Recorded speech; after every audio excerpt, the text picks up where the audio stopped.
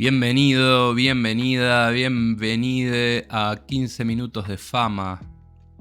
Mi nombre es Pablo Sansone, soy un Homo sapiens sapiens uruguayensis, soy una persona muy curiosa, soy psicólogo y escribidor de cositas y me interesa entender la naturaleza de las cosas, sobre todo la humana. Este podcast me lo inventé como una excusa, como una oportunidad para aprender cosas nuevas, pero junto a ustedes, en comunidad, y no ser un hombre mayor gritando en una nube. 15 minutitos para conocerse, esa es la propuesta. Así que si te interesa, quédate. Y feliz autoconocimiento, mi amigue.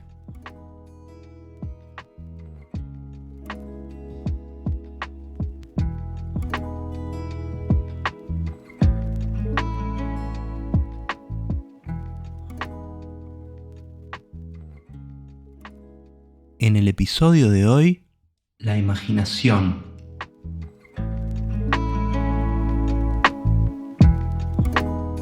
Para comenzar a hablar sobre la imaginación, te propongo hacer un ejercicio. Es un experimento sencillo, pero a mi gusto es bastante mágico y muy revelador.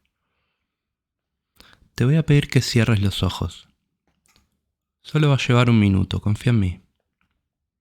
Imagínate que tenés un limón en tus manos. Sentí su peso y su textura, que es levemente rugosa. Tiene un color amarillo, muy vibrante. Parece bastante jugoso. Ahora, con un cuchillo imaginario, cortalo al medio.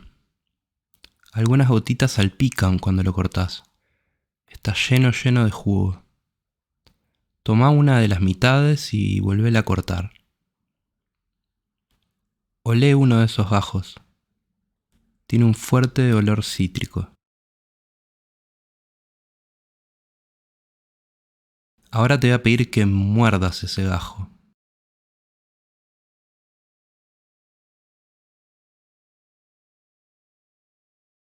¿Qué sentiste? ¿Lograste percibir el gusto agrio y levemente dulce del limón en tu boca? ¿Qué pasó ahí? Lo primero que tengo para decirte es que la imaginación tiene mucho poder sobre nuestro cuerpo. Eso es evidente en el experimento que hicimos.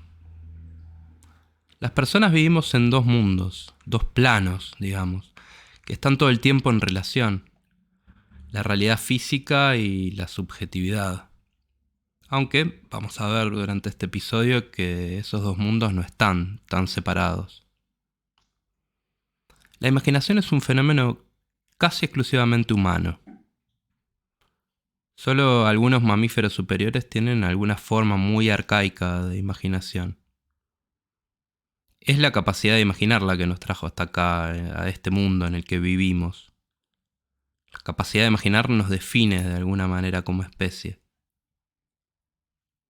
Nuestros cerebros evolucionaron para eso, para percibir y también para crear la realidad.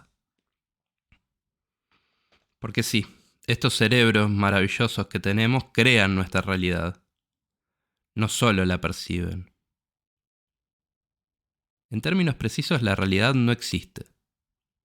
Seguime en esto porque es algo medio abstracto y complejo de pensar, pero es fascinante.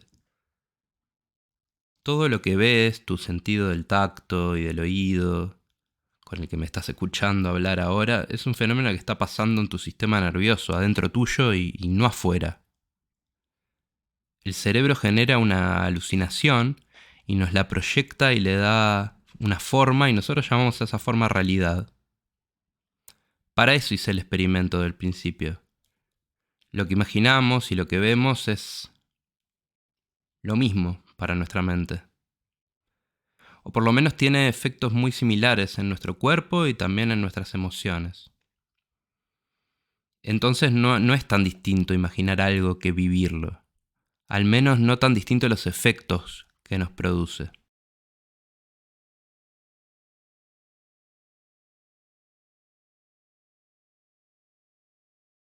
Hay una teoría sobre la evolución humana que es muy interesante y que, si bien no está completamente probada, tiene muchísimo sentido y yo suscribo a ella, me parece que esto es así.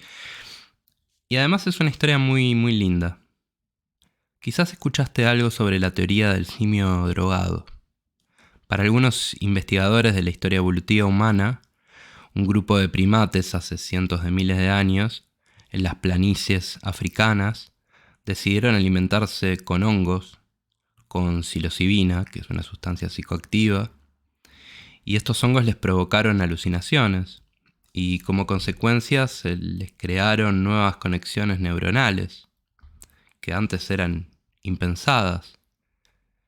Y esto disparó un salto evolutivo sin precedentes en el mundo animal.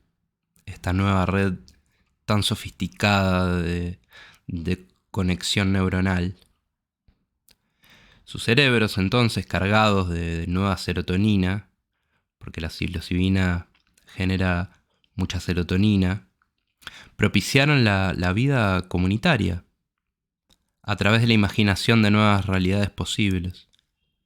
Las visiones de imágenes geométricas creadas por el efecto de la psilocibina además les dieron pistas sobre cómo acomodar el paisaje a su favor y construir herramientas. Al final la realidad hace cientos de miles de años y ahora también no es más que una gran alucinación colectiva que ordenamos con algunas reglas culturales. La imaginación es vital para aprender y reconocer el mundo. Sabemos que los niños juegan imaginando y así simulan situaciones hipotéticas y aprenden a vincularse, a comprender los fenómenos naturales, sociales y demás. La imaginación en las infancias está construida de lo que los niños experimentan. No toda la imaginación infantil es una fantasía exacerbada. A veces sí, pero también está construida en base a la experiencia. Y luego estos juegos imaginativos los cargan de sentido, que a veces son contrafácticos. A veces imaginando el futuro y otras el presente, y siempre poniendo a prueba los límites y la lógica para poder aprender el mundo. Sin imaginación no hay crecimiento posible.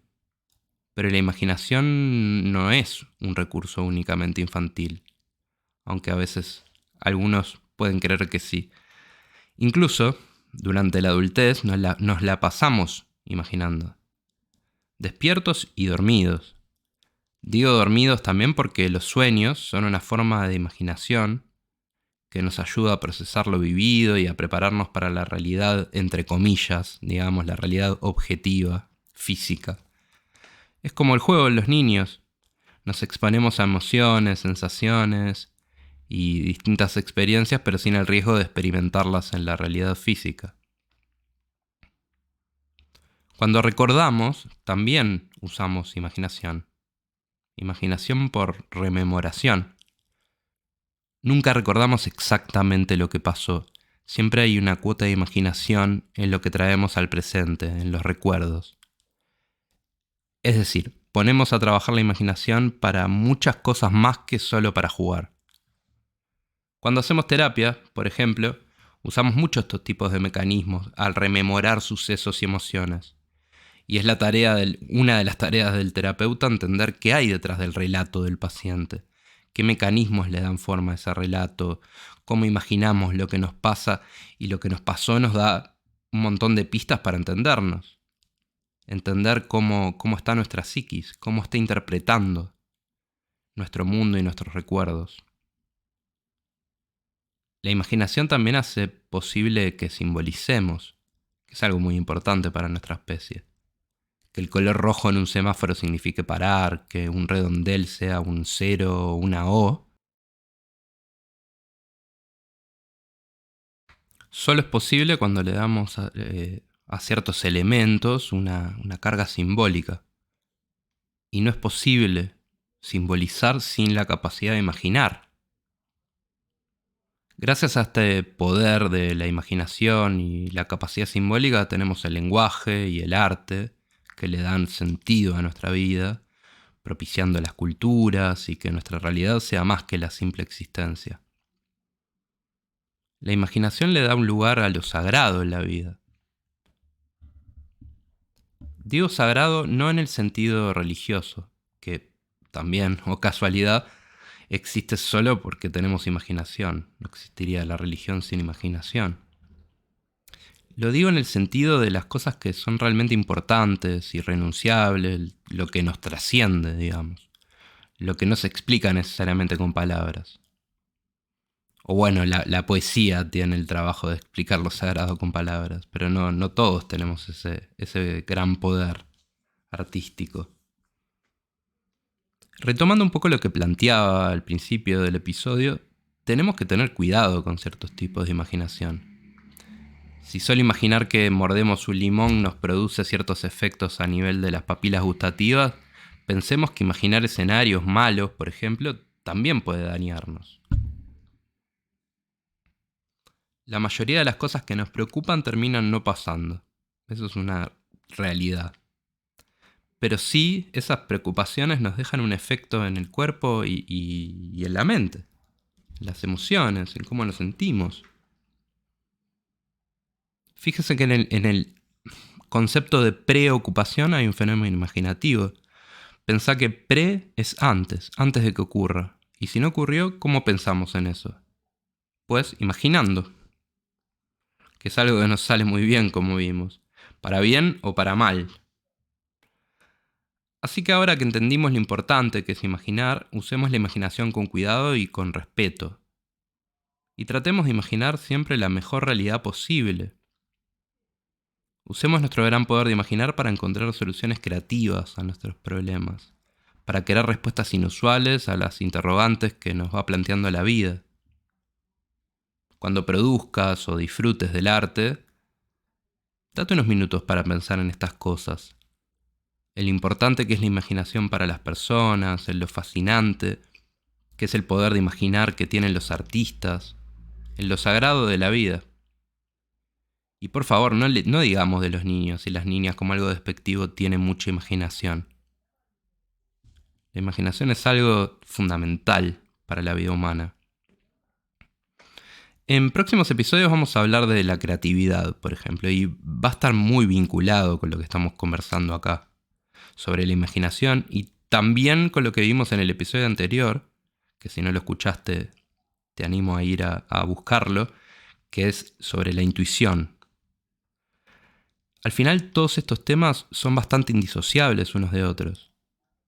Pero eso, lejos de ser un problema, creo que es lo que los hace tan fascinantes.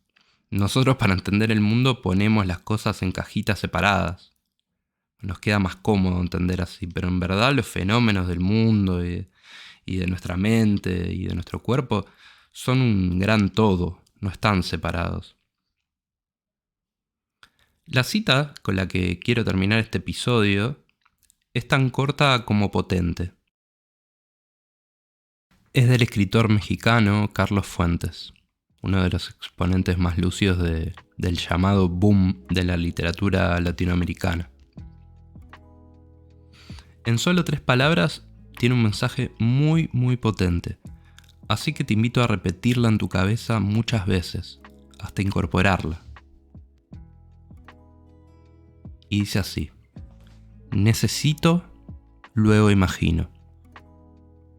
Nos vemos en una semana, en el próximo episodio. Feliz autoconocimiento, mi amiga.